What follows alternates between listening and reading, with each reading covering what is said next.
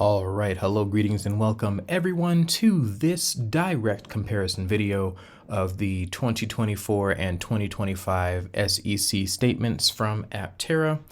The first thing I'm going to do is let you know that I'm not going to go line by line necessarily. What I'm going to be doing is I'm going to be talking about the major points that I noticed during these particular statements that were different. I'm pointing out the differences and what those differences mean, in my opinion. Now, let's go ahead and jump in here.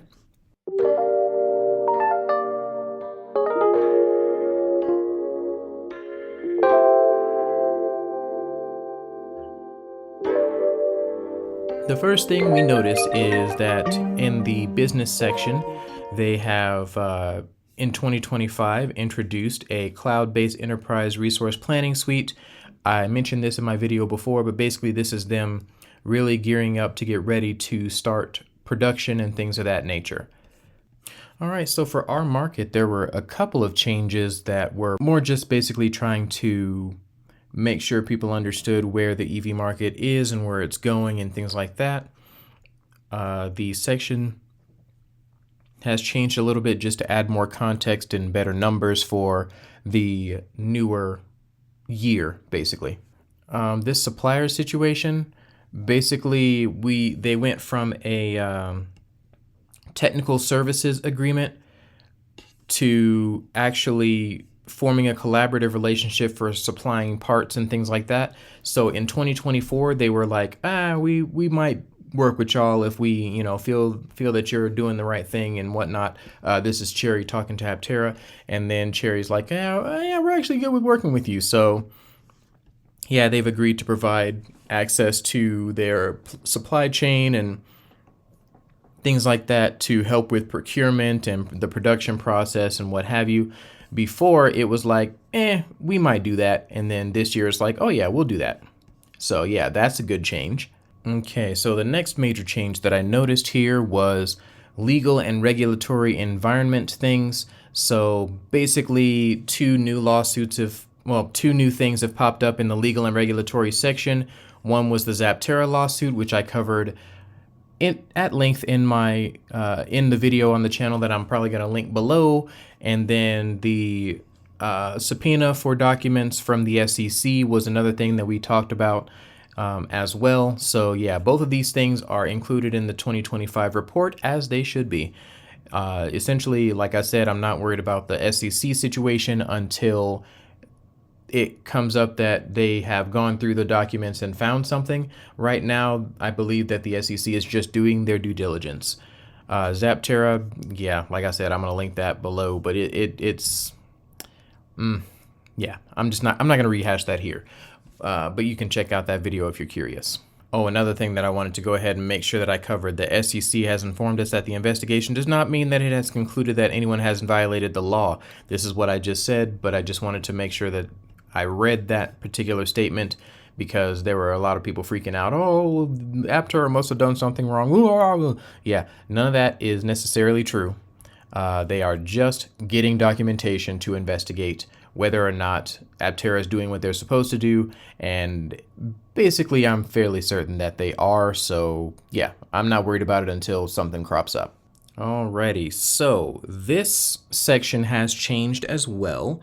Basically, their intellectual property has 4 new granted patents, and they have the pending patents went from 29 to 94. So they have sought a lot more patents, and they've actually been granted 4 new patents, which is good stuff because they are increasing their value as a company by making sure that they have intellectual property that is theirs. And making their company just better overall from a value proposition. Basically, this intellectual property section is making it so that they can really stress the value to the people that would invest in them, getting more unique technology put together for the Aptera and for their production process and for all that kind of stuff. So all of that stuff is happening. As you can see, there is a very substantial change. By the way, I am going to be linking these 2 documents down in my comments section, in my description section. just in case you guys are curious about going through and seeing all of the patents that Aptera has filed for and all of the patents that Aptera has received. Like I said, this is not a super deep, like going through every single patent situation, but I did want to highlight that has changed substantially. They've basically tripled their patents, almost quadrupled them, patents pending rather. And they've gotten 4 new patents. So yeah, good stuff there. All right, so in property, it lets us know that that they anticipated their vehicle validation and testing done by the end of 2024, with low volume production commencing in 2025. They did not achieve that timeline due to delays in securing necessary funding. They remain committed to completing the validation and testing process and commencing low volume production as soon as possible. This is the first time that Aptera, when they've spoken about production, had a more measured take on the matter.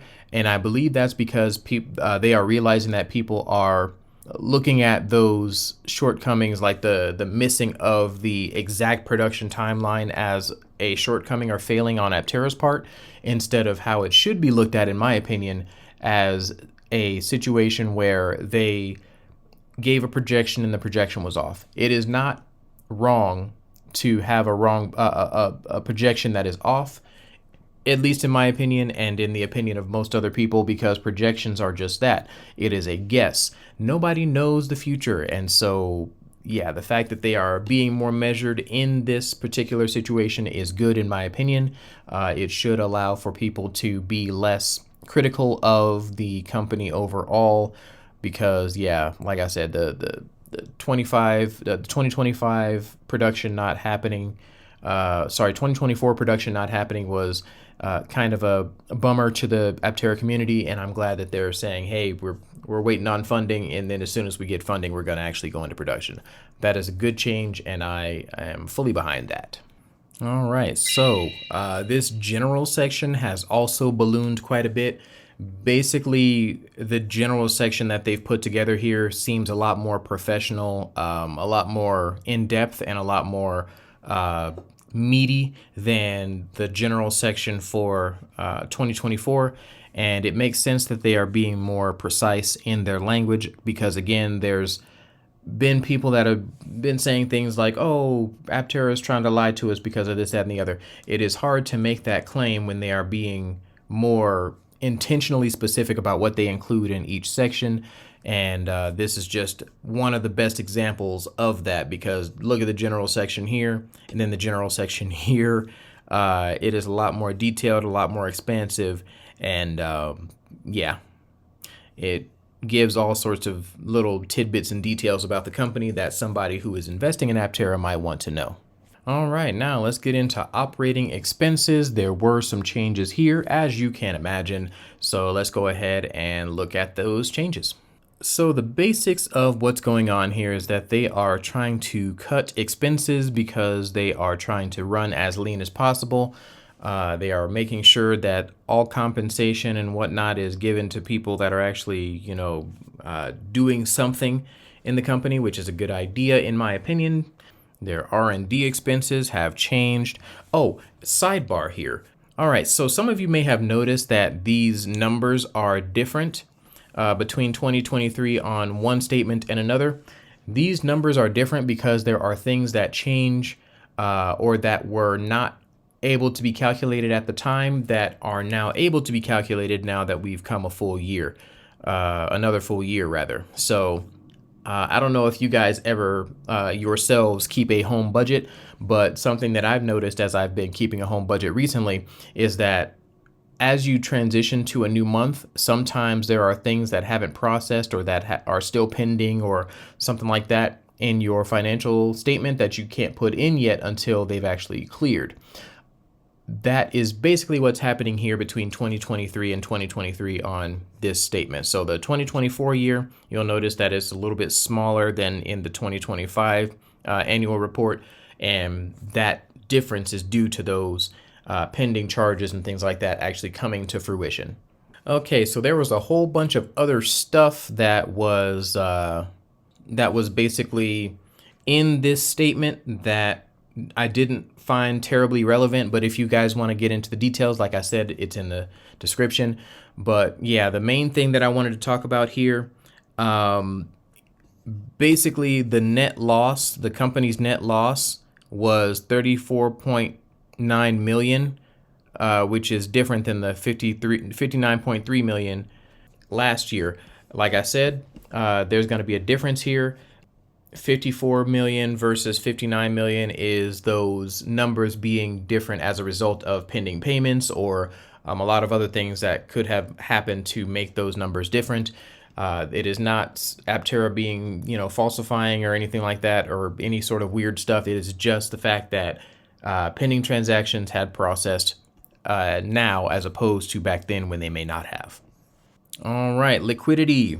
So as of December 2023, they had 37 million in total assets.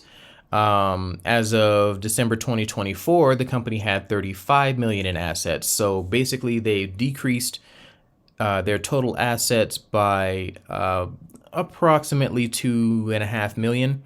Yeah, that's to be expected. And actually, I was expecting that decrease to be quite a bit more because I saw the change from 2022 to 2023 being so gigantic. I was like, oh, there's going to be a really big change here. But no, their liquidity is pretty good. They have 13 million in cash instead of the 17 million in cash.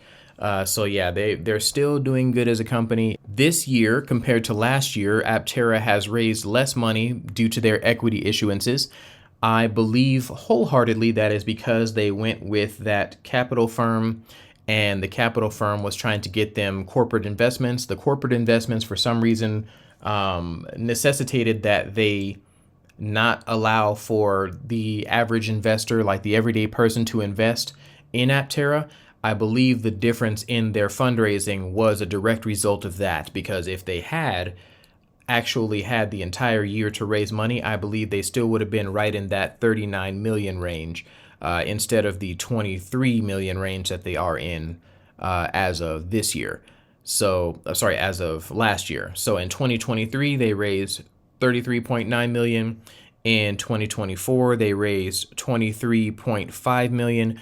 What I believe happened is there's some kind of law preventing regular people and big investors investing in a company that is not currently publicly traded. So yeah, that's my guess. I do not know for certain, but that would be my best guess. If you guys have better guesses, please put them in the comments so we can discuss them. And yeah. All right, so the California Energy Commission grant also had an update here. They have submitted reimbursement requests for 2.5 million, which 1.7 million of which was approved and paid to them. Their next milestone, basically they're required to meet certain milestones to demonstrate progress towards production and validation. Their next milestone is they expect to hit it in the first half of 2025. All right, so their purchase orders have gone down, which basically means the things that are open that they still need to pay for have gone down. They had 12 million in open purchase orders in December of 2023. Now they have approximately 9 million.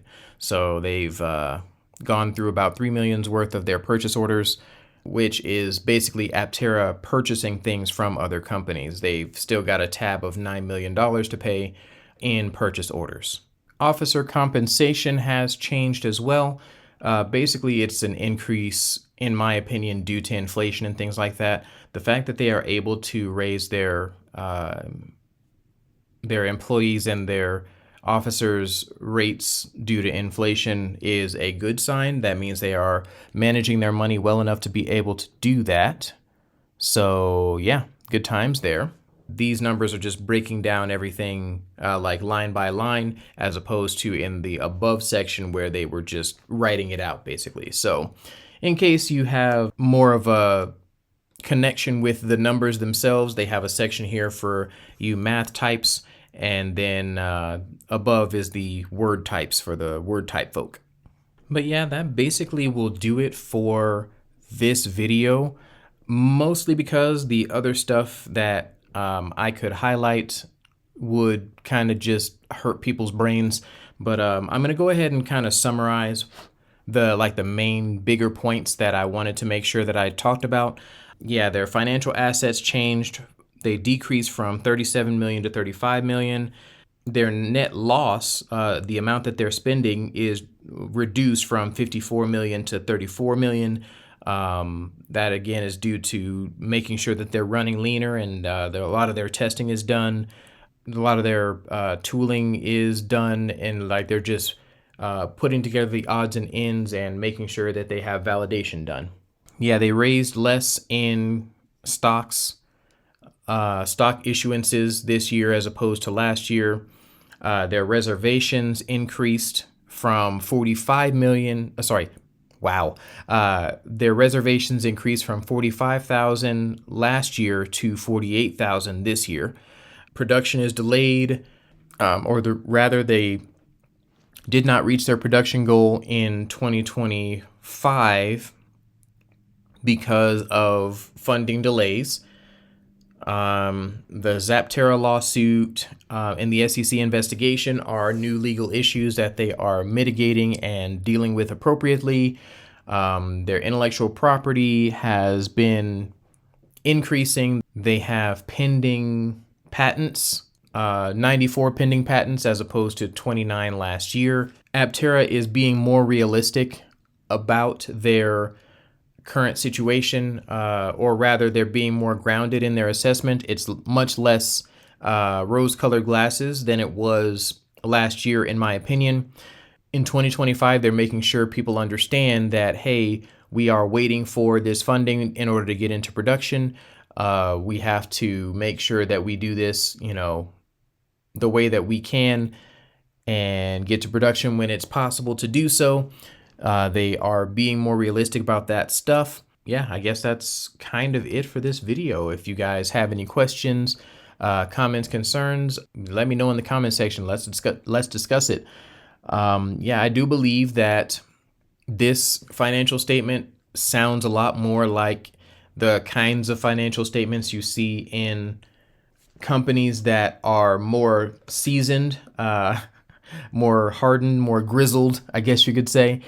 They've been through a lot this past year, and yeah, I'm hoping that their experience and what they've learned translates well to getting them into production sometime in the very near future. I hope that somebody actually throws down that $50 million. I may or may not start playing the lottery. But yeah, man, thank you guys so much for watching. I am the Ninjaneer. If you like this video, please go ahead and hit that like button. If you want more like breakdowns and content that are more geared towards actually getting into the nitty-gritty and the weeds, please let me know that in the comments as well. If you want this video to be more in-depth next time, please let me know that in the comments. Yeah, just do all of the YouTubey things, and I'll catch you guys next time.